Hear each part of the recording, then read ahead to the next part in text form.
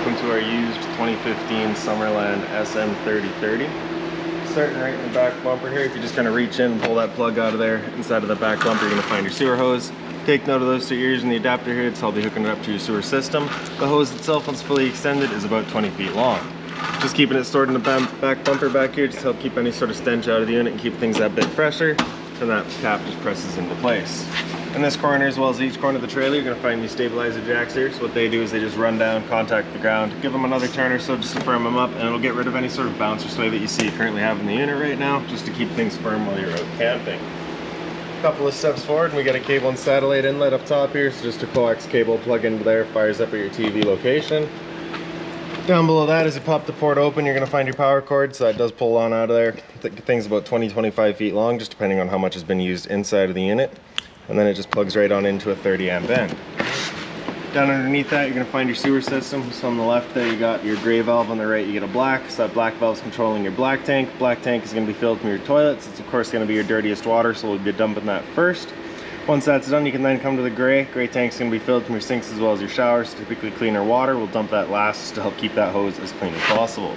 With the cap there, if you just kind of press on it, you can pull it out of there, and you can see it's got the same ears on it that your sewer hose had, so that'll attach the same way, where you're just turning it on until it clicks, and that's that. And now making our way towards the front,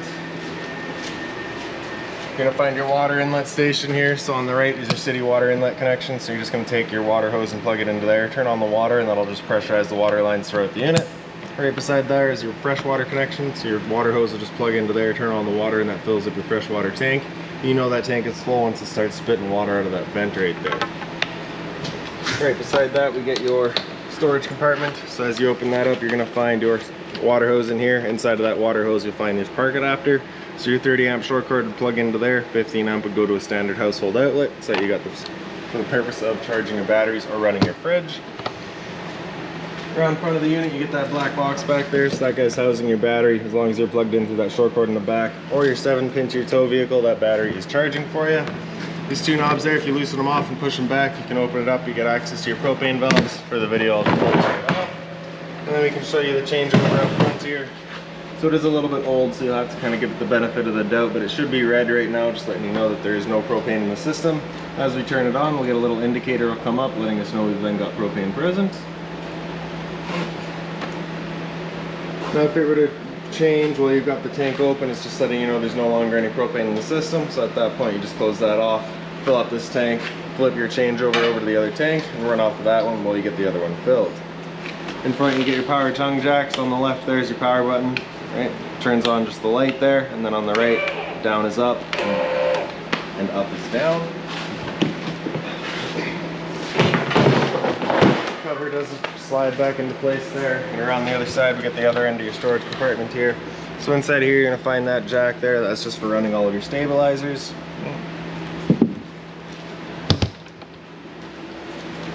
And towards the back again, you get a GFI protected outlet out here, so you do have power. Resets just inside of the unit.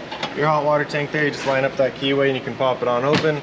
All your controls for turning this guy on are just inside of the unit. Before we ever turn it on there, you just want to hit this relief valve right there and make sure that bit of water comes out. That bit of water coming out of there is just letting you know this tank is full, it's safe to fire it up, and you're not going to burn anything out by doing so. Once we get inside and fire it up, I will go over a reset procedure, and the button that I'll refer to is just on the right side there. Once you're done, just closing it back up, lock it with the keyway. Straight up from there, you're going to find your stove vent. So of course, propane stove inside is putting off fumes and as long as you're using it. So there's a couple little ears in the bottom corners there. You can open those up, unlock them. Just allows a little flap there to pop open so that our fan inside can evacuate all of our fumes. Up from there, you're going to find two exterior speakers. Kind of down in between them, we get the vent for your fridge here. So nothing really back there for you to worry about, pretty much just a service port. Down below that's the exhaust for your furnace. If you're ever running your furnace, you just want to make sure it's not blocked off. It does get hot. Towards the back, you get a utility shower. It's just an outside shower basically. You're going to get a little key just like this guy here. Stick it on into there, open it up. You get the standard 3-foot hose, hot and cold water, so if the dog's out getting muddy, you can spray him off before he goes inside. Once you're done, just locking it back down. This entrance back here is just to your rear bathroom, so I'm not going to be using that today. Alright, in the back is just a storage compartment. And then to the very back, you can see you do get your spare tire there, and then a previously installed bike hitch. Now we'll make our way inside of the unit, going in the front entrance here. So for your assist handle, just up 90 degrees and it falls into place, then you can open up your door. On the back of the door, there is this little T-latch there, so it just holds the door open for you. And then you can grab this handle for your steps and pull it out, flip that last step over, make your way inside. So first things first is right on the right there, we get your fire extinguishers. That's standard, pull the pin, point and shoot. Up the wall from there we get your light switches. The one on the right that does your porch light outside, the one on the left does this one interior light. Right up above that you get a slide out switch. This one in the bottom here is going to do that back slide out. So once that slide's fully extended, you're just going to hear some clicks from the motors letting us know they've reached their stall. It will be the same thing for the big slide here once the back one's done.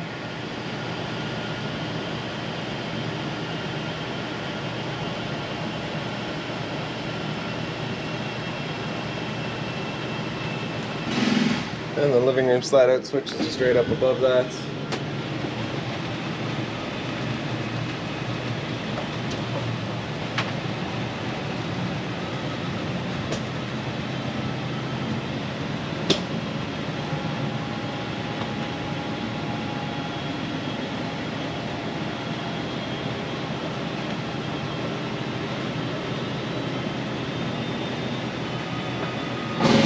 And there's those clicks. And then right up top you get your awning. So press and hold out and that awning will make its way out.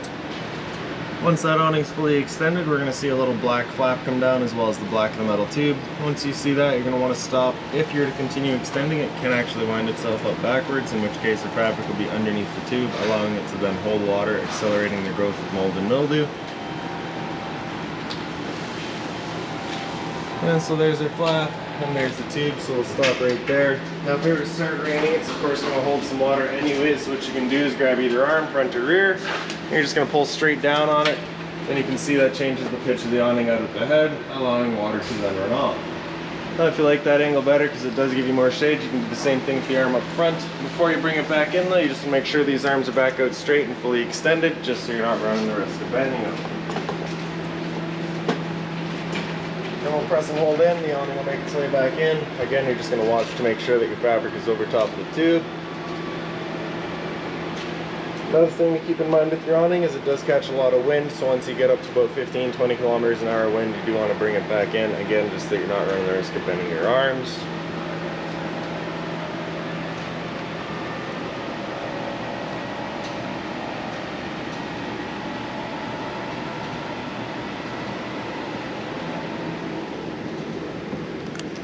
Then on the wall straight across from there, we get your thermostat up top here. So this is just control for your furnace. So with that slider all the way over to the left there, that's it turned off. All the way over to the right, it's going to be maximum heat.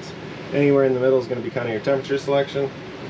Furnace will be moving its air through the flow registers that you have throughout the unit. And once you're done, just sliding it all the way over to the left until it clicks, and that's it then turned off. Straight down from there, you get an LP detector. Propane's heavier than air. It'll sit on the floor. That guy will detect it and start going off just like a smoke detector would. Into the front bedroom, your lights just on their own center switches there. Entertainment unit, so you got the TV there all hooked up, of course. The curtain is what closes it off. The foot of the bed, if you pick that up, you do get access to a storage compartment. And on the side and up top, you do have your closet and storage space. On the other side here, you get the same thing, closet and storage space. And over here you've got your emergency exit, so you're just taking this stick here, throwing it outside, you grab the screen and just pull it out of place. Straight up from there you get your carbon monoxide alarm. So that'll go another couple times. Right by the bedroom you get your smoke alarm. And then the entertainment unit up front here. So you got storage up top, you get all your remotes in there as well. TV all hooked up. And we get your stereo down here. So the power button is up in the top left there. Speaker set A is your inside set, speaker set B is your outside set. Band, and you can cycle through all of those. Your AM, FM, get mode and menu to get through all of that. Mute and loud. Seeks, all your presets, Bluetooth to connect to your phone, and then volume's just in the top right there as well. A bit more storage down below. As well as kind of on the end of your island here. The lights throughout the unit are all just on their own switches. Storage space up top there. well as on the other side here. Hot and cold water, of course, at the sink. Keys are just right behind it. Microwave up top here, so that's pretty standard, just like home. Not much I can teach you there. Down below that, you get your range vent, so you get your light here as well as your fan. For your stove, you're gonna have to grab a lighter. Starting with the back one, we'll go to light. Hit it with the lighter, and you see she fires right up.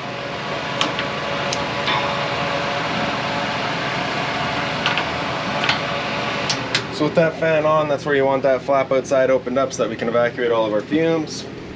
For the stove, you're going to pop that open. You get the knob on the right there, you press it into the pilot and press and hold. And then right in the back corner there, you get your pilot light. Once you get that going, you just hold the knob for another couple of seconds, and you can release, turn up to your desired temperature, and she fires right up. Once you're done, just turn it back down to pilot. It'll hold just the pilot light for you, but if you're traveling, you just want to make sure it's right off. The panel right underneath your oven does give you access to your hot water tank, so if you're looking to winterize the unit yourself, your bypass will be found right behind there. Right in the back here, you get your hot water switch, so you turn that on, you get that little light there letting you know the ignition sequence will start. Once that sequence is started, that light will go out. It'll try that 3 times. If after the 3rd try it hasn't fired up, this light's going to come on and it's going to stay on. At that point, you'll be going and using that reset button that we'd shown you. Sat right here, you can hear the click of the igniter and the whir of the flame. We know that tank is good. So down below that, we get your water pump switch. Turn that on, turns on your water pump, drawing out of your fresh tank to pressurize your lines. Battery there, so you can see we're currently C for charging. G would be good, F is fair, L is low. Your fresh tank, as you fill that up, you of course go to 1/3, 2/3 and full, so you can see we're currently full right now. Your black tank, same idea, as well as your gray. Bit of storage down beside that. Then your converter down below, so you press that top and center to pop it open. All of your breakers across the middle there. Whenever a breaker breaks, it's going to sit in the center, so just turn it off and then back on to reset it. And then on the right side, you get all of your fuses. Whenever a fuse pops, you'll get a little red LED right beside it, letting you know exactly which one went. So fridge up here, so on the left there, you got that button, you got flush. That's it gonna be turned on. The button on the right there with it out, that's it running on gas. Alright, so if you want to run it on auto, you just press it in, it'll run on auto. Auto is first going to look for AC power. If AC power is taken away, it automatically flips over to gas. Get your freezer up top here, and your fridge down below. Temp selection is right in the back corner there. Power button, turn it back off. Down below is just kind of a return grill for your furnace, so you just want to make sure it's not blocked off. Right above my head, you get your antenna, so you're just turning this guy until it stops in place to raise it up. Once you have it up all the way, you can pull this slider down, kind of turn it, looking for your best signal. Wherever you find it, you're going to leave it there. Once you're bringing it back down though, there's 2 arrows in the back there. You just want to make sure those are lined up before you bring it back down. Just ensures that it sits inside of its channel properly. Through the dinette here, so you get your light up top. You can see you get all your cushions set up in the dinette right now. If you're to take the tabletop and just kind of wiggle it up and off of the legs, you can do the same thing with the legs out of their bases. And then you can take the table, lay it down on its ledges that go all the way around. You'll take the 2 back cushions, fill in the table to create a bed. Light in the center here, it's just got its center push button right in the bottom there. And your lights over here as well. Bit of storage up top. And then into the bathroom here. So your light switch is right in the back corner. There's also a switch right on the lights. Shower, standard head and hose. Right up above that, you get your roof vent. So you got the knob in the back there to open it up. In the back corner here is a switch for the fan. Medicine cabinet. Down below that, we get your GFI protected outlets. Test on the bottom, reset on top. So if you ever have outlets that don't work, it's the first thing you should check. Hot and cold water at the sink, of course. Down below that, you get a little bit of storage. Down in the bottom, those water lines there actually lead to that outside shower, so you just want to be mindful of those. The rear entrance that we showed you from outside, and then into your toilet. Your flush is just on the right side there. Simple as that. A little bit of closet storage space here. Same thing down below. And then into the back, all of your lights, again, just on their own switches. This bunk right here does pick up, so you get access to that couch right there. It is also a bed, either way you want to use it. Emergency exit in the back, so it's just got the 2 red handles there. You just kind of unlatch those, you can flip it on open. And then you get your bunk up top there, another TV. The ladder right here, you just pick that up, and slide it out, it sets into place. Simple as that. That's about it for this unit. If you got any other questions on it, please feel free to give us a call, 204-237-7272.